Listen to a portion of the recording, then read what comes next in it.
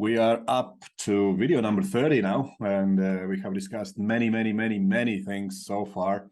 And time to expand some deeper thoughts on joint health, and especially issues that come with predominantly, I would say, even not malnourishing your body, but just having a sedentary lifestyle. Even though we might go to the gym, hit the gym for 40 minutes, and then sit in an office all day, work.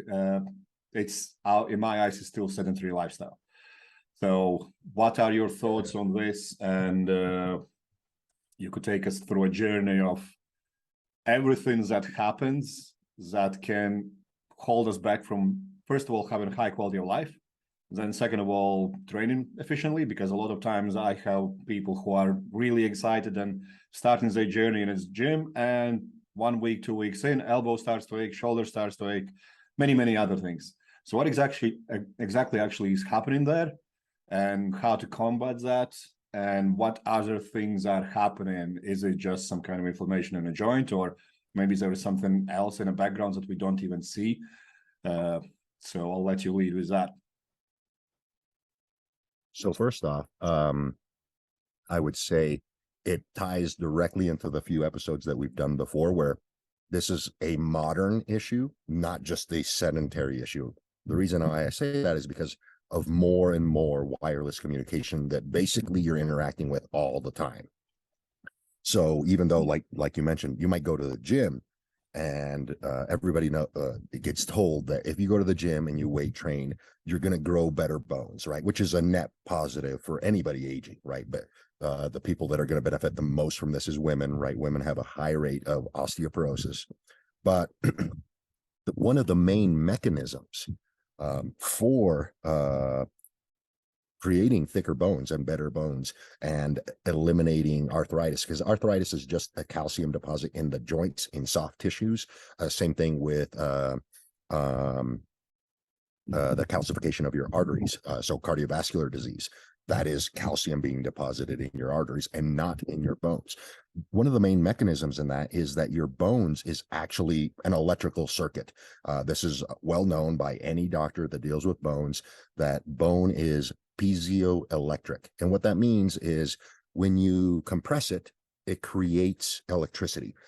Just like when you light a barbecue, right? Everybody has a push button on their barbecue that if you push it, it makes a spark and it turns on your fire. That is literally a piezoelectric circuit. When you push that button, you're creating pressure on the electrical circuit, and then when it reaches maximum pressure, it makes electricity. Your bones literally do that, and that is what is causing bone to regenerate and become thicker and bigger as you age, growing from a small person to a big person. That mechanism is active constantly. But once your growth plates are sealed, then that mechanism makes the bones thicker. Compressing it with weight training obviously helps with that. And that also is the thing that gets interfered with when you are consistently doing Wi-Fi. Basically, you're indoors, right? You're indoors all the time, so you're not getting that signal from sunlight, because sunlight is also electricity. Everybody kind of knows that from solar panels. Sunlight is electricity. It's donating electrons to this bone mechanism.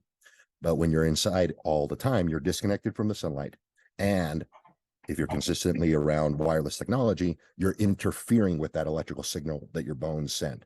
So what ends up happening is you actually do the opposite of what you want. The more you're indoors, the more that you're around wireless communication, the more you deposit calcium into your arteries and into other soft tissues like your joints and your tendons, and the less you deposit calcium into bones, because you're interfering with that signal. So the way that works is sunlight creates something called cholesterol sulfate. So it's sulfating your cholesterol in your blood, right? That's when your veins pop out, when you're in sunlight and stuff like that. What your blood is collecting photons that are doing certain things like sulfating cholesterol and sulfating vitamin D. Everybody kind of knows the vitamin D thing. They know that, hey, if you go outside, vitamin D gets created by sunlight. This is the actual mechanism. It's sulfating vitamin D, but it also sulfates your cholesterol. That thing also, that mechanism also creates something called profilagrin, which is a protein that is used by your bones and your tendons and ligaments to understand where to deposit calcium, right? But if you don't create that particular molecule called profilagrin, I'll always mess up that pronunciation, but if you don't create that, basically you're going to move calcium, but your body's not going to understand where to put it. That's the problem. And the more you interfere with it, the more you end up with potential cardiovascular disease. And that's exaggerated. This is actually something that's kind of well known in certain industries, like if you work in the communications industry. And by communication, I mean, you're putting in cell phone towers, you're working in server rooms, or you're an electrician, because electricity is a form of communication. So I classify it in the same place. So if you're an electrician, a lineman, somebody that works around electrical cabling all the time, you're accelerating calcium being deposited in your soft tissues versus in your bones. So if you want to age without accumulating a lot of calcium or having brittle tendons and ligaments and things of that nature, something that you need to prioritize is the thing that we've kind of always been talking about, which is just being able to get outside and disconnect from technology. Little simple things, right? For people that aren't working in these industries is, whenever possible, use a wired connection, right? So first thing is to eliminate the input, right? Wireless communication and just blue light in general. Because I skipped something to say is the profilagrin protein that comes from POMC, and we've talked about POMC, pro-opiomelanocortin, in the previous episodes. So it's coming from the thing that interacts in your eye and in your skin. So that's very important to understand. It's in your skin, it's in your eyes. So the interaction with the exterior world is what's causing that protein to form. So supplementing with some red light, supplementing with some UVA light, if you're going to be inside, that's going to be a net positive. Another, from a nutritional standpoint, is making sure that your vitamin K is adequate. So that's this vitamin K and vitamin D are key contributors to this system. Vitamin K dictates where calcium should be distributed. So if you have plenty of vitamin K, you're going to bias more towards the bone, as long as there isn't a huge electrical mismatch, like electromagnetic mismatch. So under normal circumstances, a high vitamin K level, K2 to be specific, you're going to deposit more calcium into bones and less into tendons and ligaments, especially if you're the type of person that is supplementing vitamin D at high levels, because vitamin D increases calcium storage. But if there is lacking vitamin K, you're actually causing a problem. You're going to create more calcium storage, but your body's going to probably deposit that wherever it wants. And if you are around all these technologies all the time and lack sunlight, you're going to deposit a lot of it into soft tissues instead of bones. So that's something that I see a lot of people kind of messing up. They're taking a lot of vitamin D, or they're supplementing a lot of vitamin D, but they're very little vitamin K or no vitamin K supplementation. That's setting you up for the wrong kind of calcium storage. You want plenty of vitamin K to come with that. Food that has that is basically any organ meat. I'm not going to necessarily have you eat organ meat. It's easier to just supplement vitamin K2. And in fact, I would probably start with vitamin K2 first before vitamin D if you already have joints, tendons, ligament problems, right? I wouldn't be like, oh, let's look at your vitamin. Like, those people probably will already have low vitamin D, but it wouldn't be like, oh, vitamin D right off the bat. I would actually start with vitamin K first, because we want to get that system moving the other direction. We want to get calcium going from your soft tissues into bones first, and then try to get them outside as much as possible to naturally bring up their vitamin D while we've exaggerated their vitamin K2. So going through all of that, you're talking about frequencies affecting from wireless technology and whatnot. Are there any wireless technologies that we can use to actually improve health? Yes, actually, yes. So there's something called transcranial magnetic therapy. So it's basically electromagnetic therapy that they're using it right now for depression, right? They're testing it out with depression. They're testing it out with some other brain dysfunction. And basically it's almost like a chair you sit in like at the dentist, and there's this thing that drops down and it creates an electromagnetic field of a specific frequency that can help with this. It's functioning on the same concept. There will probably be some of the, it wouldn't surprise me if there's already some use, probably in veterinaries. They're usually first to kind of test this type of stuff out, where they're probably going to be using it for bone healing, for, especially like in racehorses and stuff like that. I'm almost certain that they're already doing something like this for fractures in bones, where they put an electromagnetic field around the bone to accelerate the bone regrowth and the bone mineralization. It's almost certainly already happening. And that is something that could be potentially useful for getting rid of arthritis. Some ultrasonic therapy on the joint, and then some electromagnetic therapy around the bones, around the joint, to make that calcium deposit back into the bones. That's probably going to be future technology, if not already kind of being played with. I've seen it. I forgot the full name, and it's called MBST, where you basically can rebuild your cartilages and whatnot. It's so you don't even know what is happening, and you feel like you're doing nothing. But you do 6 to 10 treatments, when you come back and you feel like you have a new joint, and it's phenomenal. Yeah, and that has to do with just electromagnetism. Yeah, it's all that. It's literally nothing gets done on you. You feel like you're doing. Yeah, you don't feel it. It's just whatever. It's just a magnetic field that they're putting around there with specific frequencies. So just to kind of take that thought process to its full force, you're literally getting a healing effect from a certain magnetic field targeted in a specific way. But you'll have to understand that anytime electricity flows, it creates a magnetic field. That's why it's super crucial to put that in your mind and then think, okay, well, what is happening when I don't have control of it? Like when you use Wi-Fi, or like when you're indoors all the time and you have 5 computers, your phone, and your Alexa right next to you, and all of that, all of these technologies creating their own electromagnetic fields around you all the time, but you don't have control of them and you don't have the correct frequency. Now you can understand, okay, well, if there's the healing side of it, if I'm not controlling that, there's the the problematic side of it, which can cause dysregulation, which is what I touched on when we opened. And so one of the main things to combat it is, if you have the means, set your stuff up to be wired connection. That's always going to be the safest thing, right? If you have a laptop, make sure it can connect directly to a wired cable. That will eliminate that electric field, at least from interacting with you just from standing there, right? Same thing with like your phone. Again, I'm just making practical recommendations for people that can't circumvent it. They have to be inside, right? Their work involves being inside. Supplement some UVA light, supplement some red light, make your connections wired. That's going to go a long way in not interfering with that.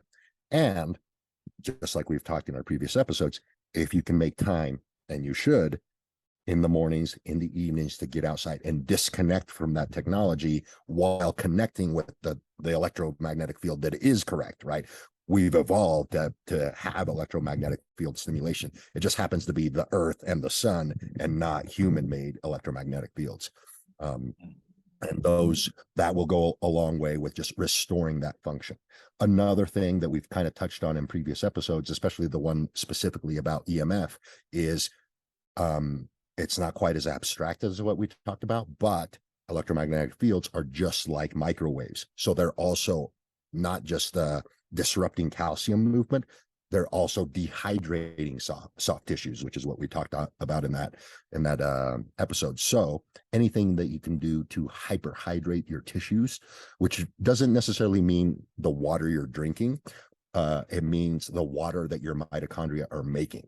So, for people that don't have a big science background, your mitochondria, everybody knows this from, grade school, high school type of biology class, where the mitochondria is the powerhouse of the cell. And they say, we breathe in oxygen and we take in glucose through food, and with sunlight, we combine that and we make carbon dioxide and water. Like everybody gets told that, and that is true. But what they don't understand is that water is not expelled through our mouth. That water is created in our mitochondria, and it's used for special processes in our body. It hydrates all of our proteins. And the major protein in our whole body is collagen. Everybody kind of knows that. If you're into like skincare, your skin has a lot of collagen. If obviously the collagen are our tendons and ligaments and joints, and that is a superconductive protein, basically like a semiconductor in a computer that's hydrated, and it's hydrated with special water that's made by your mitochondria. So anything you can do to enhance your mitochondria's ability to make mitochondrial water or intracellular water is going to be a net benefit. Things that will do that is red light therapy, and sunlight. Sunlight will do it even more because it's a lot stronger, because it interacts at cytochrome 4 in the mitochondria to create more water in there. Another thing that will do that is just making sure that your water that you are drinking is high quality water. It's either RO, so reverse osmosis cleaned. So if you don't have a really good filtration system in your house and your municipal water is a little bit crappy, you might want to invest in something like that. Or as simple as going with things like spring water, right? Just bottled spring water, preferably something in glass, but everybody knows about Perrier and Pellegrino and things of that. Those are high quality mineral waters. The reason why I say that is because nature has figured out a way to essentially filter water to the point where it is deuterium depleted. And deuterium is a big thing that can either make the correct water or make water that is kind of faulty in the mitochondrial matrix. So just high quality water, your body will detect, is it deuterium depleted or is it deuterium heavy? And if it's deuterium depleted, it will use more of that to create the right type of water in your own tissues. Other things that will do that is if you already have problems with this type of stuff, so you already have some joint issues, you already have like brittle tendons, things of that nature, going to a slightly higher fat content in your nutrition, high quality fats that are coming right from your protein sources already, will also go a long way, because everybody knows that there's more calories in fat versus carbohydrates. What that basically means is if the system is functioning correctly, you're going to make more water. The byproduct of those extra calories coming from fat is water and carbon dioxide. So if you have a slightly higher fat content, I'm not saying go keto, I'm just saying if you tend to go really low fat because people are telling you that that's the only way that you're going to lose weight or whatever, and you're having these tendon and ligament type issues, you might want to increase your fat content, specifically with things like MCT, short, medium chain triglycerides, whether that's through an actual MCT oil or coconut oil, or even some nuts like macadamia nuts and stuff like that. They have the short chain fatty acids, which means this: you're not going to suffer from trying to become fat adapted, right? Because everybody, when you do that, they kind of get a little bit of like a sluggishness because they're not able to break down these fats appropriately for energy usage. MCTs actually bypass that problem because they're medium chain, so they break down very easily. So you can get a lot of energy from them without becoming fat adapted very quickly. But they also are fats, so they also carry 9 calories per gram of energy, which means you're going to create more water and you're not going to suffer the detriment. That's a little hack for people that are already suffering with joint, tendon, ligament issues. Getting more sunlight, pairing that with MCTs or any kind of medium chain triglyceride is going to go a long way in starting to rehydrate those tissues for sure. So talk more about nutritional strategies, habits, and maybe even some training interventions that causing these things, and what can be done to turn it all around. Yeah, so let's start with a little bit with training. So if you're having tendon ligament issues, you don't necessarily have arthritis, but you're having some tendon ligament type issues, I would say the first thing you want to do is look at your training, right? Is there a lot of high repetition stuff or a lot of like loading, like heavy load? If there's heavy loading, I would say the first thing you want to do is lighten the load, bring up more blood flow type stuff, right? You could even use something like blood flow restriction training in this case to bring more blood to the tendon and ligament area. Anything that will warm the joint will also do that, like knee sleeves, elbow sleeves. Just bringing a little bit more heat and retaining more heat in that area is going to be a net benefit. And then from there, I would go with, if it's really bad, I would go with some eccentric only training, not with the intent of damaging anything, but with the intent of lengthening those tendons and ligaments and kind of stretching them out a little bit, making them a little bit more pliable while you're doing something like conjunction of red light therapy on the joint itself, and using, a knee sleeve or something like that to keep the joint warm. That would be a net benefit, just kind of like as a prehab or rehab type scenario if you're having some joint tendon stuff. Another thing that I've implemented with people that get like elbow tendonitis every now and then is literally just having a day where you rest and you use a protocol like we did at the very beginning, the forced recovery protocol. But you do it in combination of, you're going to go out to the pool or you're going to go outside and spend a lot of time collecting sunlight. Essentially, I want you to become a solar panel for the majority part of that morning while you're doing this protocol. That will dramatically accelerate how your collagen system starts to recover and things of that nature. So that's a really key piece if you're really trying to accelerate the recovery of this system. Combining the forced recovery protocol that we did earlier in the series with basically a sun tanning day. Basically, I just want you outside collecting as much electrical energy from the sun as possible while you implement some of these things, like a little bit of glutathione in the morning, some heavy dose of selenium, and then just eating a whole bunch of protein and fat that whole morning long while you're outside. That will go a long way in just restoring that function. Doing that 2 or 3 days in a row, especially if you're really beat up, like your elbow tendonitis flared up, right, for whatever reason. So, and a lot of times people don't even know that's the problem. Is they're training, and then all of a sudden it's like 1 week to the next, their elbow is just messed up. They can't even press, they can't even do bicep curls, and they're like, what's going on? I don't know what's happening. And at that point it's like, well, that's been flared up for a little while. It's just now manifesting to the point where you can't use it. So we need to implement some recovery there.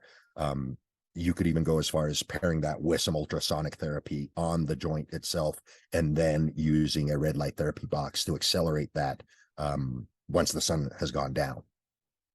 That sounds like good barbecue day. It is. That's exactly how you would do it.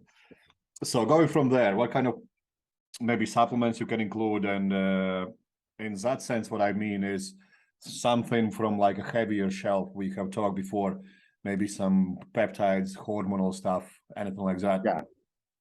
Yeah. So one of the things that you would, I would actually start with something like TB500 or BPC at a very low dose. Something, and I won't really give dosages because there's a big variation on like how big are you and that sort of stuff.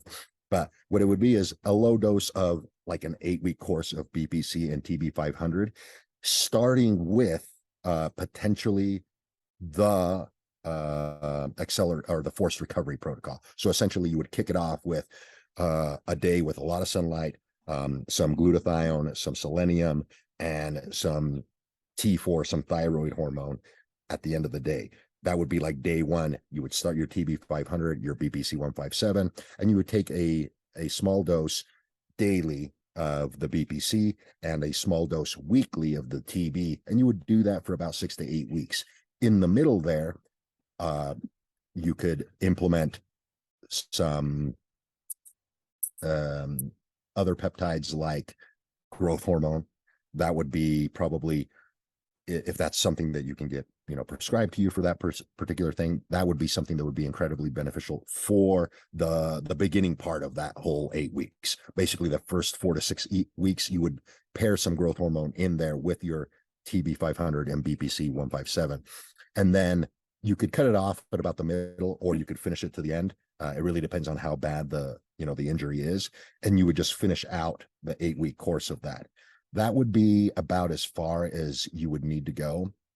For most people, you could accelerate this by adding in a little bit of insulin, not for the sake of like controlling blood sugar, but just for bringing up insulin binding proteins, because the TB500 and the BPC157 will also get bound by the insulin binding protein. So in other words, you're going to take these doses, but when your insulin binding protein is high, it collects them as well. So when the course is over, so you're done with the 8 weeks, you have residual BPC and TB500 that have been bound to the insulin binding protein, which then extends it for another 6 weeks. So it's almost like the course was almost 16 weeks long, 14 weeks long, but you only had to take things for 8 weeks. So even though you'll be done with any kind of peptides, you're going to continue to get accelerated healing for a lot longer after that, and hopefully end up with a very full recovery. So going through all this, to let me know if this sounds about right. First of all, get your daily habits in place so you never get to this point. If you have gotten to this place, still get your daily habits back in order to acknowledge what caused it. Going from there, you might benefit from periodizing your approach to nutrition, because we know if you're trying to get really lean, more often than not, you will try to go really low on fats, which is probably why so many bodybuilders at the end of their dieting phase have all joints beaten up. They're just dehydrated from every single aspect there is. Then walk into supplements. It's not as much demand on that side if your habits and nutrition is in place already. But first thing first, you probably would look in vitamin K2 and make sure that your D levels are in good check. And then extra things that you can do about it would be infrared, UVA, some equipment that you could easily buy now. We could probably spend another video on just going through all those kind of things, but there are a lot of things out there which have you working on your joints with specific frequencies that can definitely help you. And what about things like saunas and anything like that? Yeah, so sauna, I would classify most saunas along with red light therapy. So yes, they would dramatically accelerate how much water is being produced. So they could help. Most people would think that a sauna dehydrates you, but it actually will help hydrate you. The part that you have to worry about is just drinking enough fluids from the fluids that you're physically losing. But in the cells, in the tendons and ligaments, yes, you would actually be hydrating yourself intracellularly, as long as your vitamin K is up to par and your vitamin D. Then at that point, you're basically getting a net benefit from saunas and infrared therapy. So yes, those would be definitely beneficial. So I will give you an imaginary fictional character. Let's say somebody 35 years of age, 120 kilos, have a little bit of beaten up elbow or something like that, have access to sauna, infrared stuff, does travel a lot, nutrition is all over the place, and predominantly works from inside. What would be your 1, 2, 3 weeks, let's say, how can you even describe that, involvement or in interference to get this person away from that pain in his elbow as quick as possible? Yeah, so I would probably start, just because of what you described there, I would start with a couple things. We would want to down-regulate input from his synthetic environment. So I would start with some cold therapy coupled with some red light therapy, just kind of back and forth. So would that be in the morning, at night, or would it be in the training? So it would basically be first thing in the morning, whenever they wake up. Right? Whenever they'd wake up, I would have them eat a... Sorry, you broke up a little bit. What did you say about food? So in the morning, I would have them start with their food, right? So we concentrate there because they eat, you described that he eats randomly. So I'd say, okay, at 2 places in time, we want to control what you eat. In the morning and in the evening. You should be home at that time. So you should have control of it. So the first thing I would say is breakfast would want to be just a traditional breakfast: eggs, bacon, sausage, high protein, high fat. If you need a little bit more sustenance, then after you eat plenty of that, you could add in some carbohydrates like potatoes and things of that nature. And then after that, you've gotten that food in, maybe 15, 20 minutes after you've gotten that food in, then I would start the therapy session, which would be, if you have access to it, a cold tank, or if it's just an elbow or just the knee, I would say just a tub, right? A tub that you can fill up with some cold water and make sure and submerge that joint, or preferably your whole body. One of those two. You could even do it with a cold shower, but I would prefer in this case, to get the most benefit, a cold ice bath. After that, if it's around morning time, like it is right now for me, then the next thing that I would want you to do is just go outside for your morning walk, essentially. Get as much sunlight as possible. If you cannot do that, then the next best thing would be the red light therapy box that we talked about, where the bigger, the stronger is better, right? So if you can afford it, spend the bigger bucks, get the stronger lights. They will be much more beneficial, especially in this instance. So you would follow the cold, followed by red light therapy, whether that's the sun or synthetic. It won't really matter at that point, but you want to get a lot of red light at that point. Then the next thing that you would do is make sure that you are, I would make sure and supplement the vitamin K. So take the vitamin K with your high fat breakfast that you just had. And then from there, you could implement somewhere in the middle of the day or sometime later that day. It doesn't really have to be the middle of the day.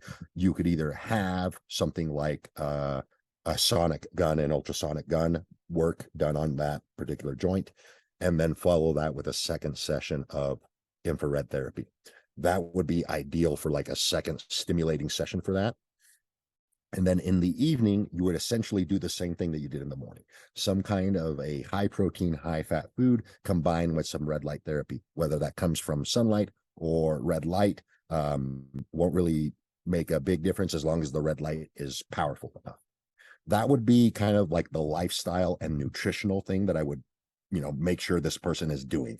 In the middle of the day, as far as what they eat, I wouldn't be too concerned as long as we're controlling the two bookends.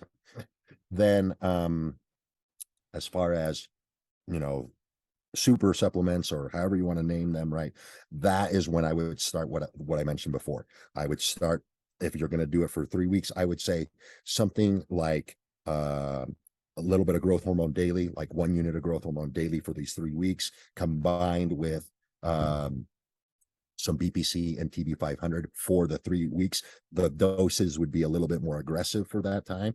And that would basically be the start of the 3 weeks. And then from there, the assessment. Hey, at 3 weeks, do we need to go longer or not? But if you start that day one with the forced recovery protocol, and then continue each day after that with a little bit of growth hormone, a little BPC, and a little bit of, you're going to see huge results in about 3 weeks. So what timing matter for these supplements as well? Would it be in the morning or at night? So the growth hormone, actually, I'd probably just take them all at night. I would just take them all at night, because that is ideally when you would be recovering the most. So since you mentioned that, one thing that I would mention is, because recovery happens at night, and we've touched on this on previous episodes, you'd want to make sure that wherever you're sleeping, not necessarily your whole home, but at least wherever you're sleeping, has very little electromagnetic interference, so that we don't interfere with the healing process, right? So ideally, a room where you don't have your phone, you don't have a computer, and you don't have a Wi-Fi router in it, that would be ideal, because if you're going to be getting the most benefit from these, you want to make sure that electromagnetic fields aren't circumventing the efforts that you're putting in. So are there any foods that will make this worse? No, I don't think there would be any foods that would make this worse. As far as like arthritis or anything like that. What I'm trying to get there is, as a lot of people will say, if you eat high sugar, it's going to really damage your joints. No, it doesn't really work that way. That it won't. Now there are supplements that will cause this to be more aggravated, especially if you already have some arthritis or tendon type stuff, which is calcium supplements, like oral calcium supplements. If that's a big no-no, especially if you're not taking vitamin K, you're basically adding more to the problem. So that is actually a problem that I do see people taking a lot of calcium supplements, thinking that that's all that needs to happen to get stronger bones. That would be counterproductive if your lifestyle is already messing it up, right? Or your environment is already messing it up. That would be a net negative. Things that now there are foods that can help this process, probably more than we haven't even talked about really and that's turmeric or curcumin. So those are spices that you can add to your foods. Those will have joint, tendon, ligament, anti-inflammatory properties. So those can help with the pain management of if you already have things going on with your joints and tendons. So adding that to your high protein, high fat foods is going to go a long way in the pain management acutely right at the beginning. And anything that has a lot of natural collagens, right? So bone broths, things of that nature, those will also help bring more hydration to the tendons and ligaments. This is like what you describe now is something that my physio did that I discovered over 10 years ago. And he was way ahead everyone else because he was doing shockwave treatment and then doing infrared afterwards. Okay. And no one else has done it. And I don't think anyone else is still aware of that being an order of those sequences because they do acupuncture and a million other things where it's like, yeah, it might do something, but if you really want to get rid of that, you really want to do the best you can for it instead of trying to dance your way around. Yeah, and that was the protocol. You just said it. The shockwave treatment is ultrasonic therapy on the joints and tendons, and then he was following that up with infrared. So that's like the perfect sequence. You've essentially broken up all that calcium deposit in the soft tissue, and then you've induced red light to create the correct information of where the calcium should be going. So that's actually really good. Yeah. And now, well, it's not now, it's 5 years since he's been into NBST, and I'll find a proper name for it, but it literally can rebuild your joint. It's like you just sit there and do nothing. Yeah, and that's electromagnetic wave therapy. So it's the next step, right? So we were using the shock wave, the infrared. Now the next more powerful step is electromagnetic fields correctly used, right? Don't assume that it's just because a device says it's an electromagnetic device. You want to get with an expert and make sure that it's the correct field, because just like I mentioned at the very beginning, the incorrect fields causes the problem. Yes, this is the main part, that a lot of people have access to this equipment, but they just don't know how to use it, and they can cause more harm than good. Yes. And what is the brilliance is that these things used to be called as, that's it, you're done. Stop training, stop doing this, stop doing that. Whereas now we can fix it all. Yeah. If you really get with people that understand biology at the base level, like we're talking about, yes, I fully agree with that. There's very little things that you can't find a really good solution for. Yeah. Awesome, David. Appreciate your time as usual. And we have lined up some really good topics for next videos. And I'll speak to you next week. Awesome. Thank you very much.